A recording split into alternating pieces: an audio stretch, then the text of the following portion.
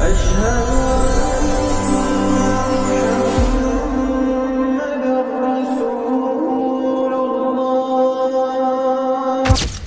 اللہ الرحمن الرحیم۔ پیارے دوستو السلام علیکم۔ دوستو آج کی اس ویڈیو میں ہم آپ کے سامنے حضرت شعیب علیہ السلام کا ایک بہترین واقعہ بتانے جا رہے ہیں۔ دوستو یہ ویڈیو بہت زیادہ خاص ویڈیو ہے، اس ویڈیو کو آخر تک ضرور دیکھیے۔ دوستو حضرت شعیب علیہ السلام کا لقب خطیب الانبیاء ہے، اس لیے کہ بہترین بولنے والے اور اچھی زبان استعمال کرنے والے تھے۔ یہ مدین اور مکہ والوں کی طرف پیغمبر بنا کر بھیجے گئے تھے۔ یہاں کے لوگ بت پرستی کے علاوہ ناپ اور توے انصاف سے کام نہ لیتے تھے، کھوٹے روپیے اور اشرفیہ چلاتے اور مسافروں کو راستے میں لوٹ لیا کرتے تھے۔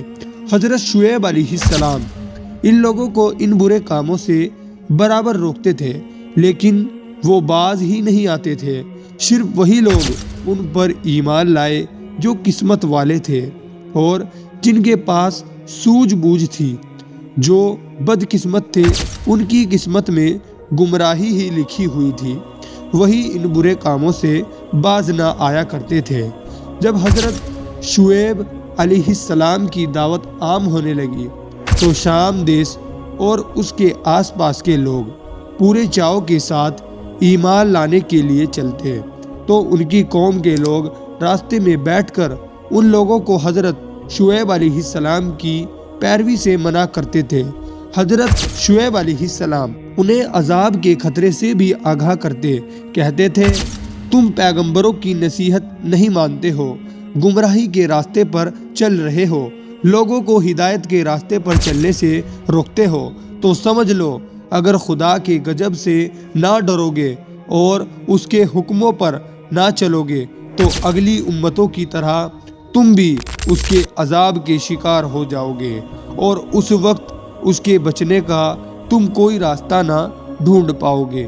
قوم نے جواب دیا تم کیا کہتے ہو، ہماری سمجھ میں کچھ نہیں آتا ہے۔ ہمارے پاس جو مال اور اسباب ہے وہ تو ہماری ملکیت ہے، اس میں کمی بیشی ہماری کوششوں کے کرنے نہ کرنے سے ہوتی ہے، پھر تم اس پر اعتراض کیوں کرتے ہو؟ اسی طرح بت پرستی ہمارے بزرگوں کا طریقہ رہا ہے، اسے ہم کیسے چھوڑ سکتے ہیں؟ خوب سمجھ لو ہم اور ہماری قوم کے لوگ تمہاری بات نہ مانیں گے، نہ تمہارے فرما بردار بنیں گے۔ رہے یہ لوگ جو تم پر ایمان لائے ہیں، یہ تو نہ سمجھ اور پاگل ہے، یہ اگر سمجھ بوجھ سے کام نہ لیں گے تو ہم ان کو ملک سے نکال پھینکیں گے۔ ہاں تمہارے ساتھ رشتہ داری ہونے کی وجہ سے یہ ریاست کرتے ہیں کہ تم سے کچھ نہیں بولتے، ورنہ تمہیں تو ہم ایسی سزا دیتے تم اسے ہمیشہ یاد رکھتے۔ حضرت شعیب علیہ السلام نے فرمایا کہ جن لوگوں کو اللہ تعالیٰ نے کفر سے نجات دی ہے، ایمان کی دولت سے نوازا ہے، وہ پھر سیدھی راہ پا کر گمراہی میں نہیں پڑیں گے۔ تم بھی کتنے بے وقوف ہو کہ رشتہ داری کا خیال کر کے مجھے چھوڑ دیتے ہو، اور وہ ہستی جس کے تم پر بے پناہ احسانات ہیں اسے بالکل دھیان میں نہیں لاتے۔ اگر تمہارا رویہ یہی رہا تو مجھے ڈر ہے کہ بہت جلد خدا کا غضب تم پر نازل ہوگا اور تم تباہ اور برباد ہو جاؤ گے، کسی طرف کے نہیں رہو گے۔ خلاصہ یہ کہ اس قوم میں جب گمراہی بہت زیادہ بڑھ گئی تو انہوں نے حضرت شعیب علیہ السلام سے عذاب جلد لانے کی مانگ شروع کر دی۔ یہ رویہ ان کا حضرت شعیب کو جھٹلانے اور ان کا مذاق اڑانے کے لیے تھا۔ وہ کہا کرتے تھے شعیب اگر تو اپنے دعوے میں سچا ہے تو اپنے اللہ کا عذاب جلد سے جلد کیوں نہیں لاتا، اس میں دیر کیوں کرتا ہے؟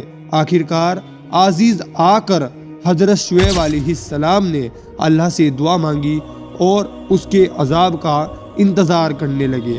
اسی بیچ 7 دن تک ایسی تیز گرمی پڑی کہ وہ لوگ گرمی کی زیادتی کی وجہ سے گھروں میں ٹھہرنے کے تاب نہ لا سکے اور اپنے گھر والوں کے ساتھ اور مویشیوں کو لے کر घरों से निकलकर बागों में चले गए ताकि वहाँ की ठंडी हवा से राहत और सुकून हासिल कर सके।